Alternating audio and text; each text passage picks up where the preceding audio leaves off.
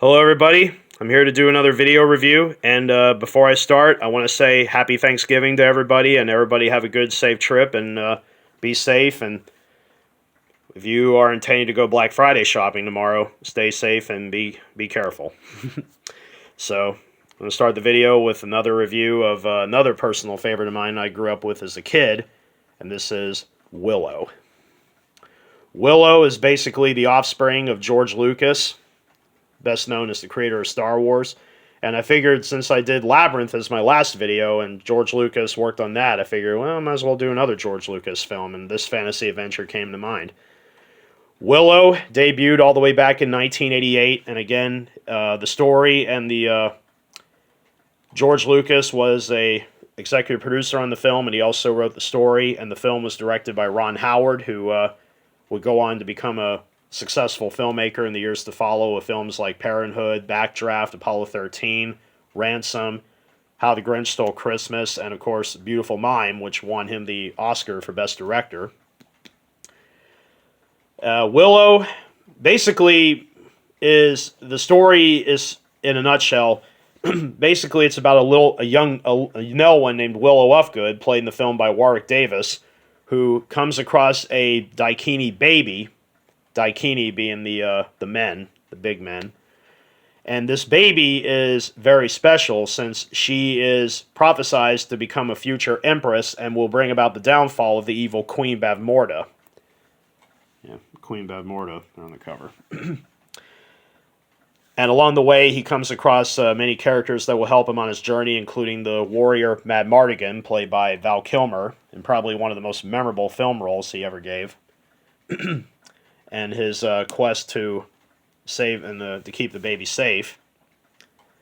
So that's pretty much the gist of the film in a nutshell. And again, it does pack a lot into this movie. I mean, the film being about what is it? Trying to find the runtime. There it is, 126 minutes. So yeah, the movie actually does pack a lot into it for the runtime, and the movie does have several memorable moments. I mean, of course, when the film came out back in 1988, George Lucas originally intended for this to be, he actually wanted to do an adaptation of The Hobbit. But unfortunately, he couldn't acquire the rights to it, so ultimately, he personally came up with this own little fantasy adventure of his own. He literally came up with everything, the creatures, the characters, the look of it, everything. And, while him and Warwick Davis actually collaborated on Return of the Jedi, Warwick Davis, by the way, was the Ewok Wicket, if anybody don't know who he was. The first Ewok that appears on screen, when Princess Leia is found by that lone Ewok, that was Warwick Davis. At just the age of 13. He was only 13 when he did that. And during the filming of Return of the Jedi, George Lucas took Warwick aside and told him about this big fantasy project that he had laid out for him, that was going to be like a few years down the road, and Warwick got very interested and wanted to do it, and that fantasy project became this film. So, and this was intended to be the comeback film for George Lucas after the massive failure he had with Howard the Duck and also with Labyrinth, since both movies were critical financial failures. Well, Labyrinth didn't get anywhere near the bad reception Howard the Duck did, but again, it was a financial failure. But over time, Labyrinth grew into a cult favorite very quickly. Howard the Duck, yeah, it's grown into a cult favorite, but it still gets bad reception from time to time. But Willow was intended to be the comeback film for George Lucas. In fact, he constantly bragged about it that it's going to be a bigger film than E.T.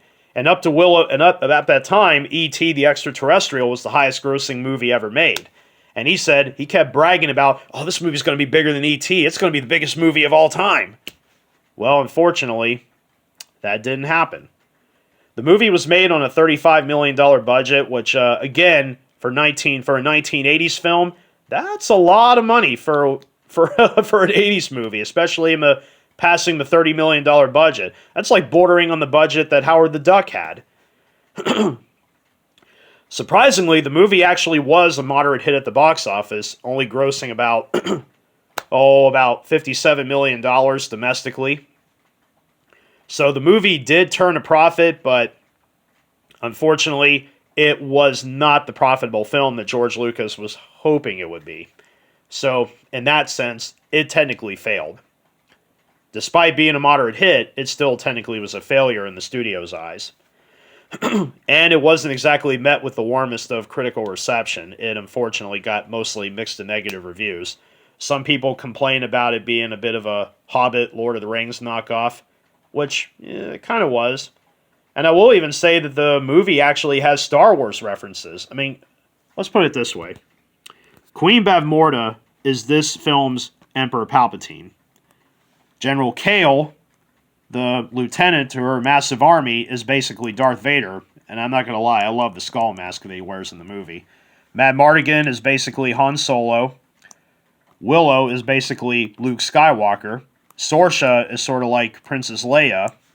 And Fenn Roselle, the sorceress that helps Willow out, is basically this film's Obi-Wan Kenobi almost. So again, this movie definitely has Star Wars references. Pretty much.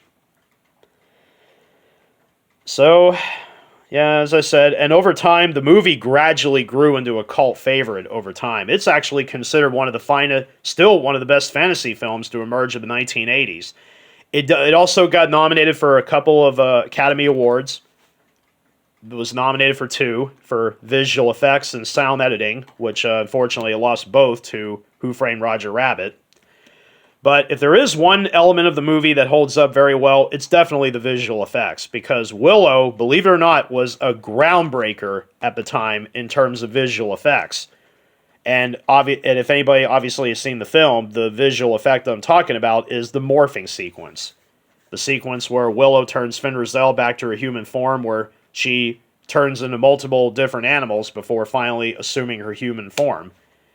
That sequence alone at the time, and now of course today it's kind of primitive with today's visual effects in movies, but back then, that sequence blew everybody away. No one had ever seen anything like that before in any film prior to Willow. So honestly, for that effect, I'd say it holds up pretty well. For ILM, yes. But there also are other effects in the movies too, like the interactions with the brownies, the little people, the little tiny characters that run around the woods. Any interactions with them, obviously, pretty cool. And of course, the sorceress Shalindria, which she kind of appears in like a ghostly spiritual form. And again, it's a pretty cool sequence. And also, there's the battle with the two-headed dragon, by the way, which, again, pretty cool. It's sort of like stop motion. And Phil Tippett, who was one of the film's visual effects supervisor, was also responsible for the work on Return of the Jedi, which won him an Academy Award for the visual effects, Special Achievement Oscar, by the way. And he also created the Dark Overlord from Howard the Duck, and he would go on to work on Jurassic Park, which got him another Oscar for visual effects. So, yeah, over time, yeah, Willow actually has stood the test of time for years. And also, the movie's reputation has gotten so big that we actually got a sequel. Well, here's the funny thing. George Lucas actually did intend for sequels to happen for Willow in movie form. But because the film underperformed at the box office, he ended up having to do the sequels in book form instead of movies.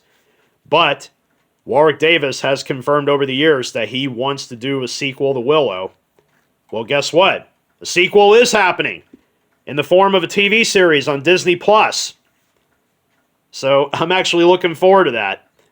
Warwick Davis is returning to play Willow once again, and I'm actually glad to see that. And there also are a couple of cast members. I believe Joanne Whalley is returning to play Sorsha again.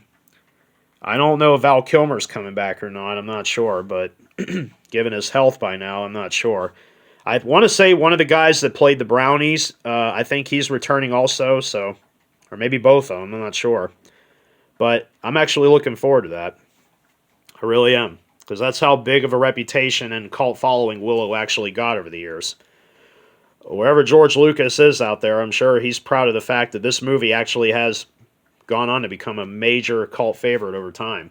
And the critical reception obviously has there has, you could say Willow has sort of gotten a bit of a reevaluation over time, but maybe the critics are still harsh on the movie. I don't know, but over time, people actually began to understand. Yeah, this fun. Everybody's like calling it this fun little fantasy film, and you know what? Holds up very well.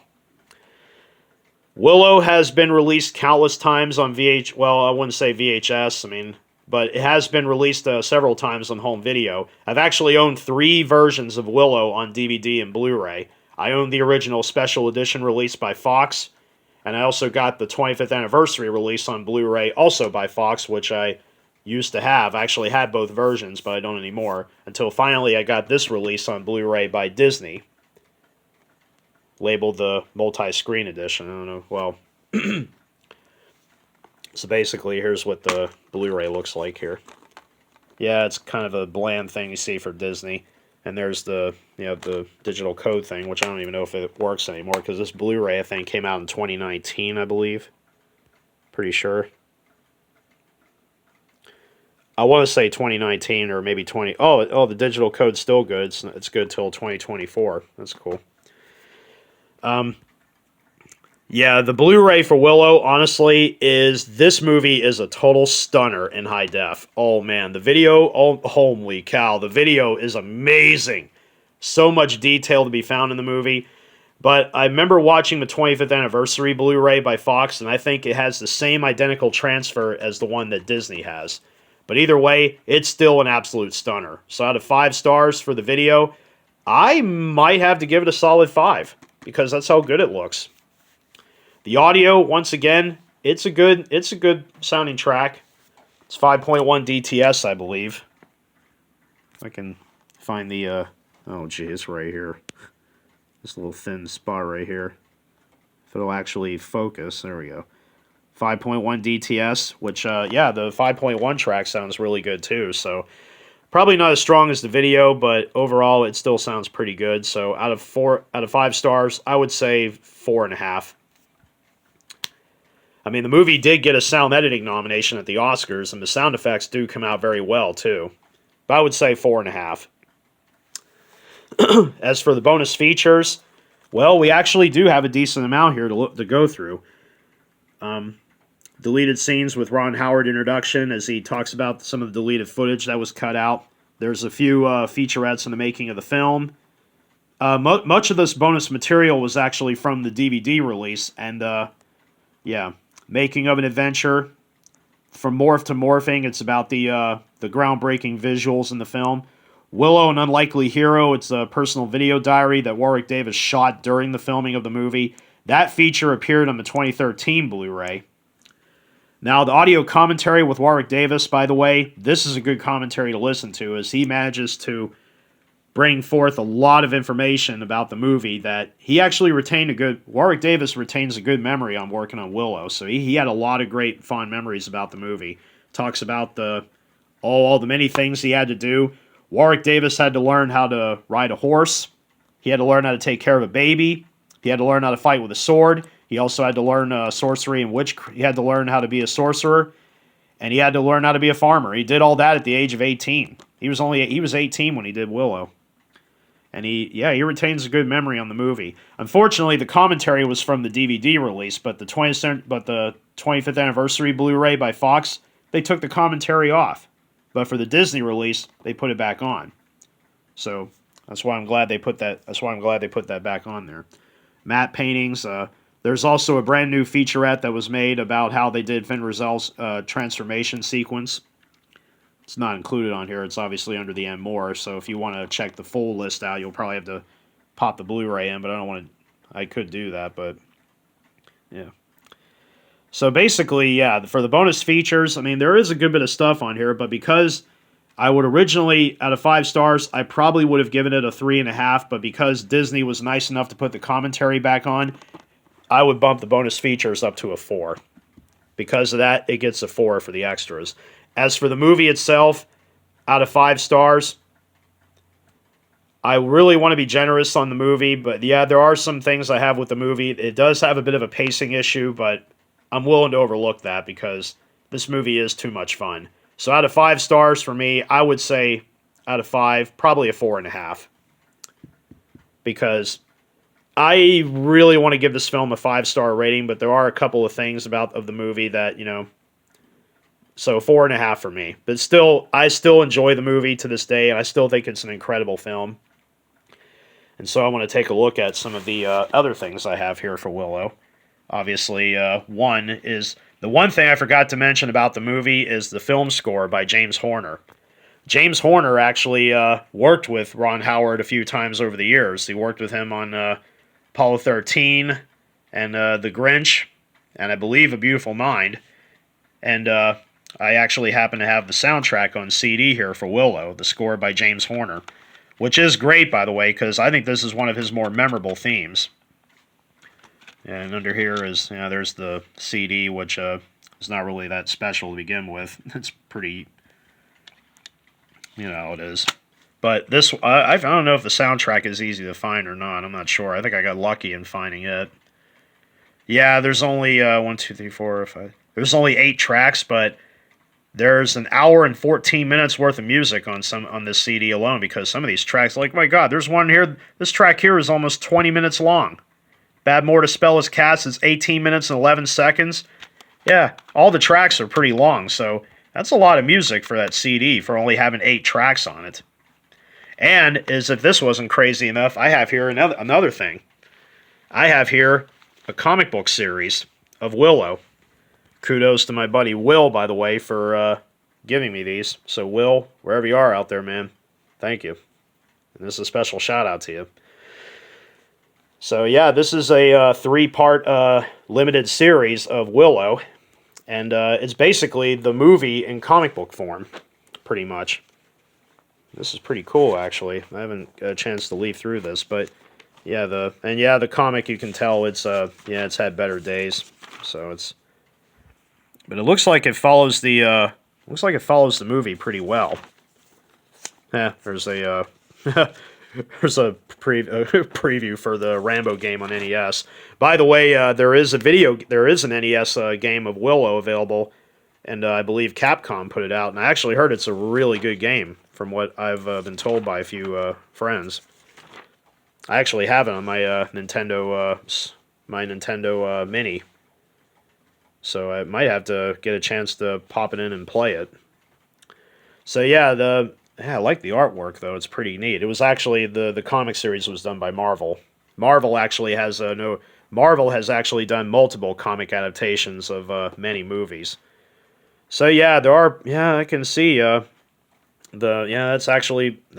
is from the movie. So it is pretty cool. And they even did sort of the justice to Warwick Davis's character Willow, and even Matt Mardigan and General Kale on this cover. Pretty cool, actually. And Queen Bavmorda. So yeah, that's pretty neat, though, that Willow actually got a comic series. Well, like I said, obviously to tie in with the hopefully to try to make the film sell as much merchandise as they possibly could for the movie, to try to make it as big of a hit as possible. So that's pretty neat, actually. So yeah, that's all the stuff I have to say about Willow. And wonderful movie, as I've said. Great fantasy adventure from the 80s. The Blu-ray is the top-notch disc. And by the way, the best thing about this Blu-ray is that it's cheap. You can get it for $13 on Amazon, so this is arguably the best version of Willow you can find. I don't know if it's on 4K or not. No doubt it is, but you can get, like I said, the Blu-ray is cheap. $13 brand new. Probably going to be cheaper once the Black Friday sales happen. Soundtrack, I'm not sure if you can find it, but you can always listen to it on YouTube if you can. I would recommend it because James Horner is one of my favorite composers, and it's a shame he's not with us anymore. He was tragically killed in the plane crash in 2015, but he's done some great memorable film scores over the years, not just Willow, but many. I'm talking like, he scored 2 Star Trek films, Aliens, many, many movies. Titanic, obviously, the film he actually won his Oscars on, which I'm glad he did. So yeah. Anyway, this concludes the presentation. I hope you all enjoyed it, and as I've said at the beginning, everybody have a great and safe Thanksgiving, and take care, and hopefully I'll get my next video up soon, and remember, don't forget to like and subscribe, and I will see you then. So until then, take care and be safe.